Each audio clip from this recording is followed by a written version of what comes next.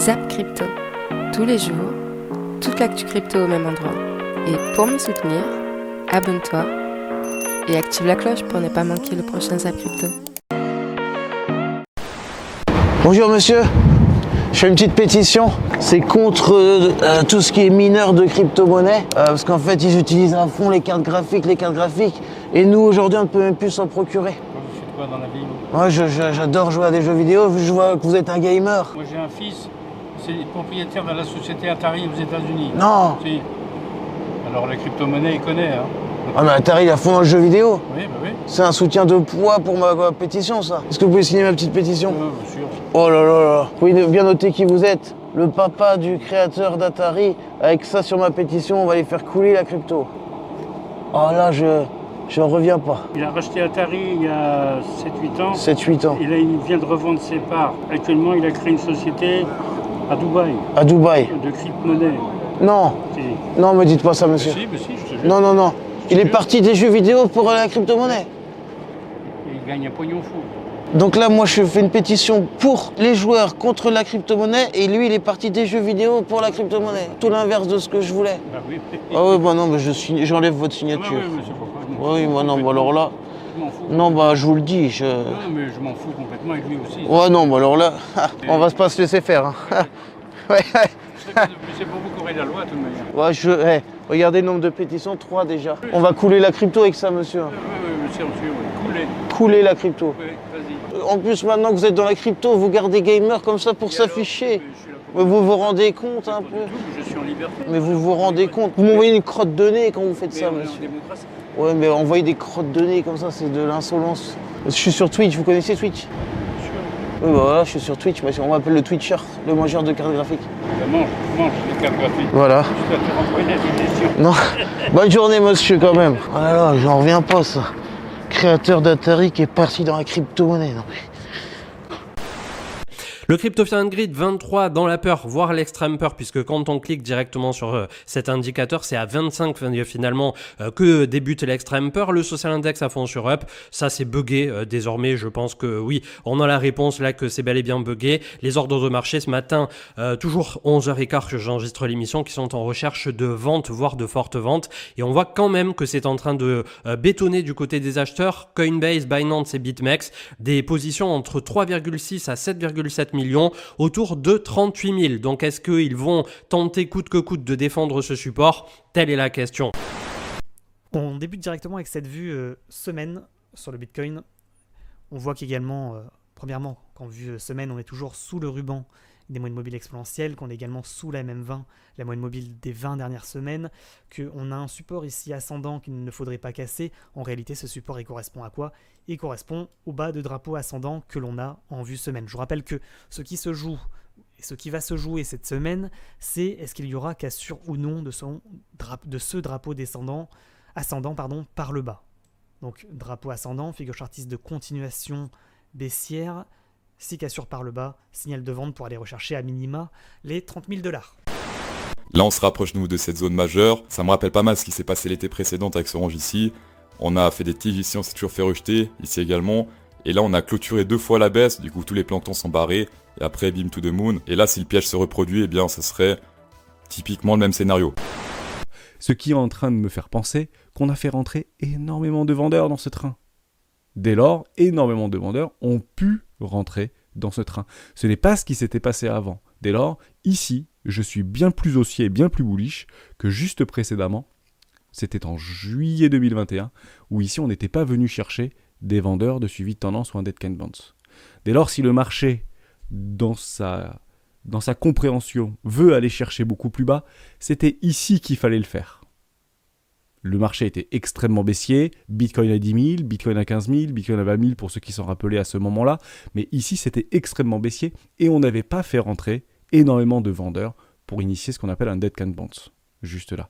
C'est ensuite, lorsqu'on a eu en fait cette forme de capitulation extrême, que beaucoup de personnes étaient extrêmement baissières, c'est là où moi j'ai rechargé énormément sur mes altcoins préférés, pour le coup, et c'est ce qu'on travaille ensemble au quotidien dans les rois du Bitcoin, on avait commencé à initier un short squeeze.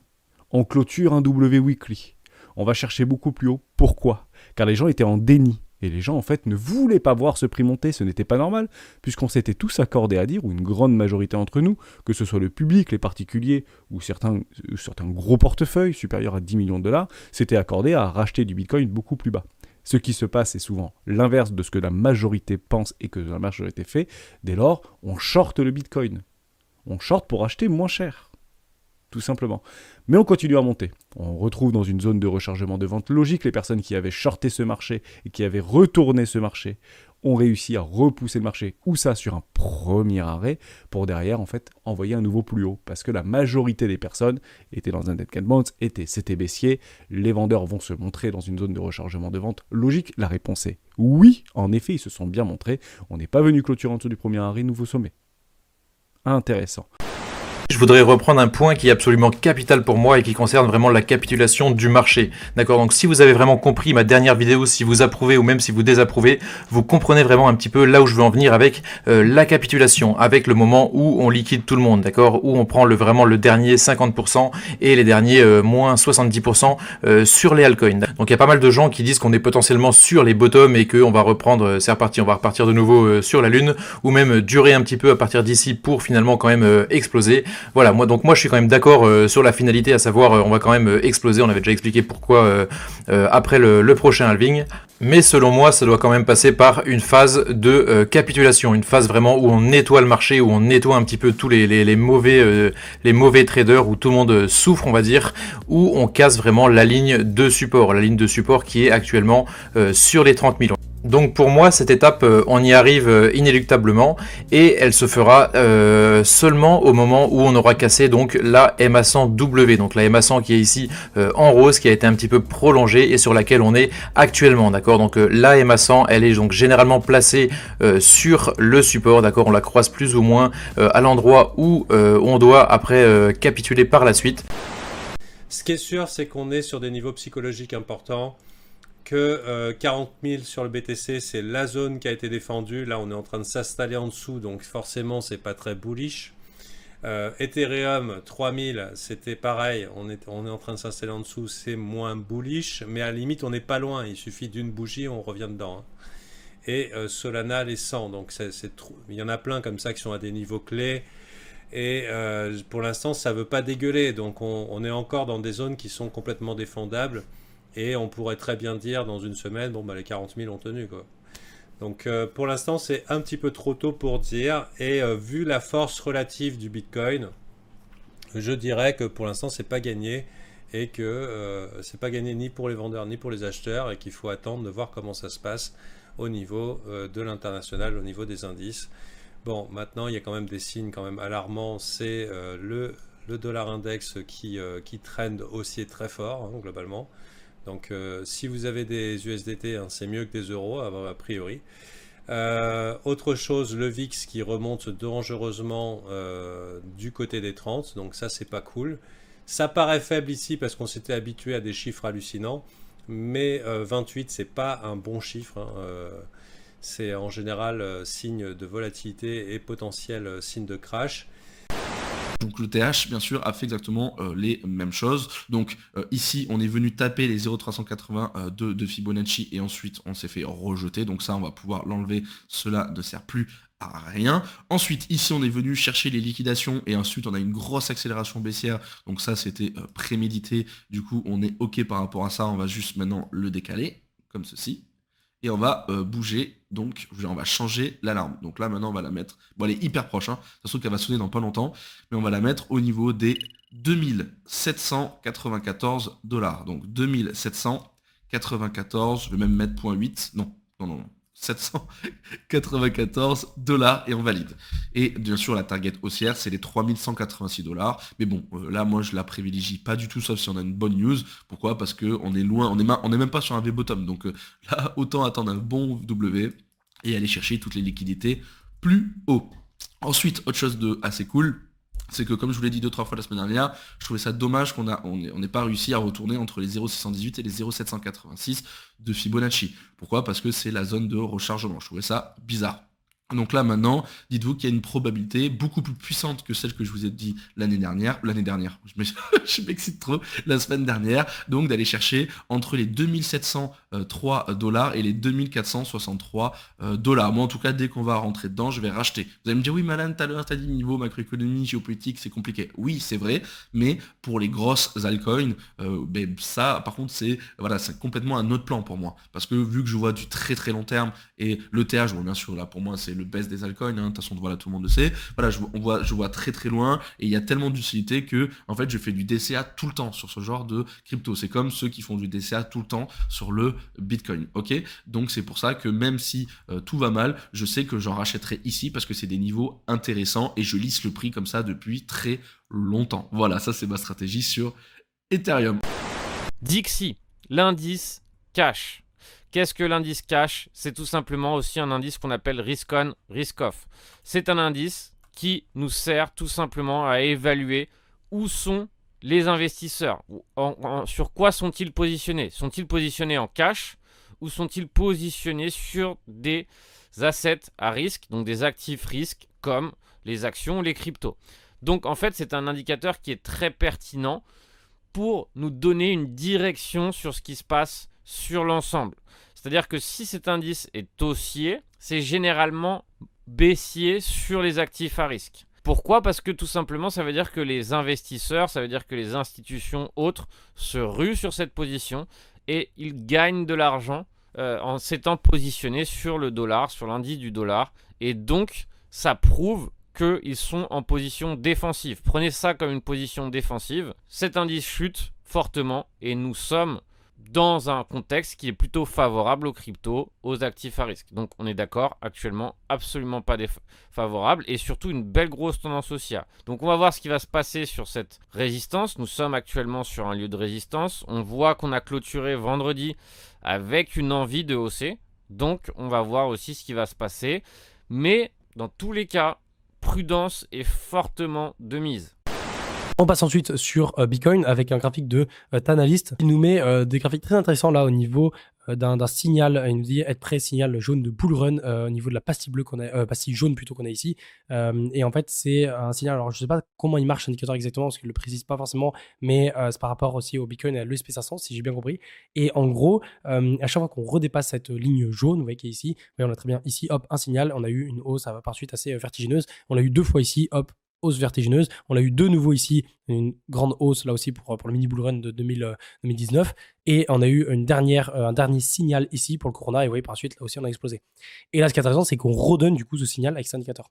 Donc c'est arrivé une fois, 1, 2, 3, 4, 5 fois dans le passé. Là, c'est la 6e fois. Encore une fois, c'est un indicateur qui met les chances de notre côté pour repartir d'un dynamique haussière durant 2022-2023. Autre indicateur aussi de Tanalyst, là aussi très intéressant, plus lié avec l'ESP500 cette fois-ci. Ouais, il nous explique un peu comment ça marche ici, c'est par rapport à l'ESP500, le RSI, et c'est aussi en 2 W, donc weekly en 2 semaines en fait. Et ce qui est intéressant avec cet indicateur, c'est que il est à peu près proche, et très proche de celui que je vous montrais juste avant. Vous voyez, pareil, là, dès qu'on dépasse la zone de RSI qu'on a ici, hop, vous voyez, on donne un signal d'achat ici, et là encore une fois. Et ce qui est intéressant, c'est que vous voyez, là pareil, il a donné 1, 2, 3, 4 fois dans le passé, et chaque fois on était sur un niveau très très intéressant. Raphaël Bloch, cette vidéo de la patronne du FMI est incroyable pour 2 raisons. C'est elle qui dit « Nous avons injecté beaucoup d'argent sans nous soucier suffisamment des conséquences ». Elle le fait devant Christine Lagarde, BCE, et Jérôme Powell de la Fed, qui ont injecté plus de 6 000 milliards de dollars en 2 ans. Donc en ce moment, on a la sensation qu'ils se rendent compte effectivement que le quoi qu'il en coûte qu'on a imprimé en 2020-2021, on va en payer largement les pots cassés là maintenant en 2022. La question c'est pricer, pas pricer, jusqu'où on peut aller. Et finalement, ça rejoint aussi un peu ce que disait Adam Back ici, qu'en ce moment, on a un point pivot, l'humanité, où il y a un chemin qui mène à la dystopie absolue, comme dans le livre de George Orwell 1984, et un autre un peu plus, on va dire, sur le côté bright side, voilà, on va dire du côté du pont. Et c'est vrai que, je sais pas vous, de votre côté, n'hésitez pas à me dire en commentaire, depuis qu'il y a eu cette crise, et notamment le Covid, qui a quand même chamboulé des croyances profonde, qui a peut-être aussi quelque part pas mal éveillé les consciences du fait que oui, nous sommes mortels et que cette route peut s'arrêter bien plus tôt parfois que ce qu'on peut le penser. Donc il y a pas mal de personnes, j'ai la sensation en tout cas vis-à-vis du boulot et tout ça, qui ont eu une énorme prise de conscience personnelle et collective. Et c'est vrai qu'il y a eu un tournant ces dernières années. À la fois on le voit d'un point de vue financier et monétaire mondial, à la fois de comment se comportent les pays, les superpuissances et tout ça, la guerre qui est arrivée avec la Russie et l'Ukraine, maintenant le Covid qui repart avec Shanghai qui pensait être épargné et finalement la Chine qui les traite extrêmement mal. En tout cas, c'est ce qu'on a pu voir paraître au travers des différentes images qui nous parviennent. Là aussi, je suis pas en train de dire que voilà, il se passe exactement ci ou ça. J'essaie juste de donner la physionomie qui peut en ce moment mettre à mal justement les marchés. Donc on a ici les obligations européennes qui souffrent. Et ici, vous voyez, c'est that's the steepest peak to true plunge. Donc effectivement, encore une fois, drawdown, du plus haut plus bas. C'est encore pire que ce que l'on a eu durant la pandémie de coronavirus. Et même la crise financière de 2008. Waouh, waouh, waouh. On est en train de vivre ça. Et encore une fois, des gens vont me dire « Ouais, mais Tammy, tu fais peur. Tammy, quand j'avais parlé en décembre, j'avais dit la mère de tous les cracks et j'avais parlé effectivement de l'importance de se protéger. Rappelez-vous. Hein, et beaucoup de gens m'ont dit « Oui, mais Tammy, t'exagères, etc. » Et là, on est en train de vivre ça. Et en fait, c'est sous nos yeux. C'est ça ce qui est juste incroyable. Et vous voyez ici, c'est la baisse historique. Donc ça, c'est la crise des subprimes 2005-2009. Ça, c'est 2000-2004. On avait eu également une crise, d'accord? Et ça c'est le Covid. Et là, on vient officiellement de dessiner la plus forte baisse sur le marché des obligations. Alors, encore une fois, je vais être honnête avec vous. Ces situations sont graves, d'accord? Sur un plan financier, sur un plan économique. Et clairement, on en est qu'au début. Maintenant, si vous êtes un investisseur, clairement, aujourd'hui, il faut être costaud. Costaud psychologiquement, costaud au niveau de la méthode. Alors aussi, cette semaine, c'est une grosse semaine, puisqu'on attend les résultats financiers de grosses méga caps, parce qu'on peut dire que vraiment, les méga caps, ça retient pas mal les indices, on va pas se mentir. On a Facebook mercredi, on a Microsoft et Google mardi, donc après la clôture des marchés. Donc ça, c'est quand même des grosses sociétés qui ont une pondération quand même assez importante sur les indices. Ça représente plus de 20% des indices, que ce soit Amazon, Facebook, Google, Microsoft. C'est quand même des grosses compagnies. Donc voilà, et on a Amazon et Apple jeudi. Donc ça va être quand même une grosse semaine, parce que ce qu'il faut savoir, c'est qu'actuellement, on attend un catalyseur pour faire remonter le marché. Donc un catalyseur, ça peut être par exemple la Fed qui change d'avis, qui dit que finalement, elle ne va pas augmenter autant les taux qu'elle veut. Par exemple, ça peut être des attentes au niveau des résultats financiers qui sont vraiment au-delà des attentes, qui peuvent nous donner vraiment une lueur d'espoir. Donc voilà. Donc c'est pour ça que là, actuellement, je pense que le marché attend aussi beaucoup derrière ces résultats-là. Et donc, on va en savoir plus après ça. Le Fonds monétaire international trouve le Bitcoin dangereux et il appelle au contrôle des cryptos. Dans un rapport qui a été publié le 19 avril concernant la stabilité financière mondiale, le FMI a parlé notamment des risques pour la stabilité qui ont augmenté en raison donc des conflits actuels, et ils ont également abordé donc la question de la crypto-monnaie et du fait que la Russie pourrait notamment les utiliser pour contourner les sanctions. Alors que pendant pas mal de temps c'était de l'ordre du fantasme, il faut quand même noter que la Russie, notamment le Premier ministre, a déclaré qu'ils allaient renforcer ses échanges avec l'Afrique, notamment à l'aide de la crypto. Et je vous invite d'ailleurs à vous renseigner sur la crypto-monnaie TON, à savoir donc TON, qui a signé un partenariat qui devrait justement faire la jonction entre les deux. On a d'ailleurs deux gros exchanges, à savoir Huobi et KuCoin, qui ont investi plus de 250 millions dans la crypto TON. Toujours selon le FMI, la crypto pourrait servir de moyen d'échapper au contrôle d'identité dans les flux de capitaux. Ça de manière anonyme ou quasi anonyme depuis l'étranger. Et c'est pour ça qu'ils demandent aux politiques mondiaux de trouver des solutions en termes de normes normes légales qui seraient applicables à la crypto. Et il demande notamment donc aux exchanges de crypto de communiquer tous les éléments pour identifier l'identité des personnes qui envoient et qui reçoivent de la crypto. Mais ils se sont pas arrêtés donc aux exchanges centralisés, ils ont également parlé de tout ce qui est lié à la DeFi. Et pour eux, ils considèrent ça comme une nouvelle forme d'intermédiaire. Et comme on en avait parlé depuis quelques mois, ils leur ont conseillé donc de se focaliser sur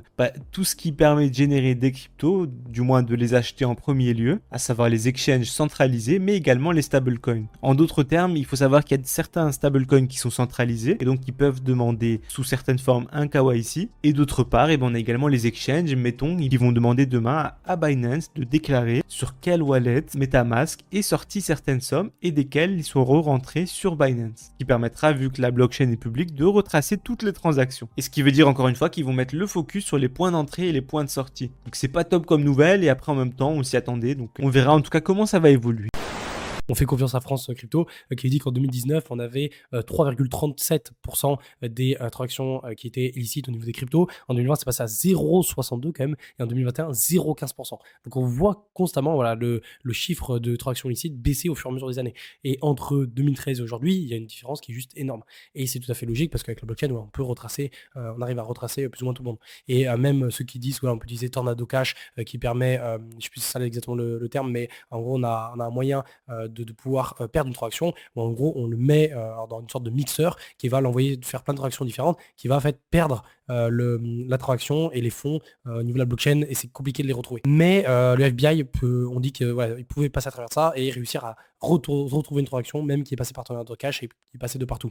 Et en fait, vu que c'est sur la blockchain, même si on fait des milliards de transactions, on peut toujours retrouver finalement en théorie une transaction frauduleuse. Et du coup, pour les malfrats, je sais pas comment on peut les appeler, les voyous entre guillemets, ceux qui font des transactions illicites, et ben ils n'ont aucun intérêt à passer par ça.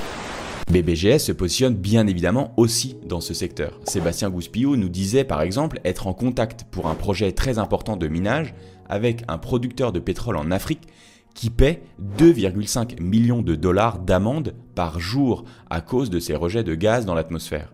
Les mineurs de Bitcoin, comme Sébastien Gouspillou, sont un petit miracle pour lui.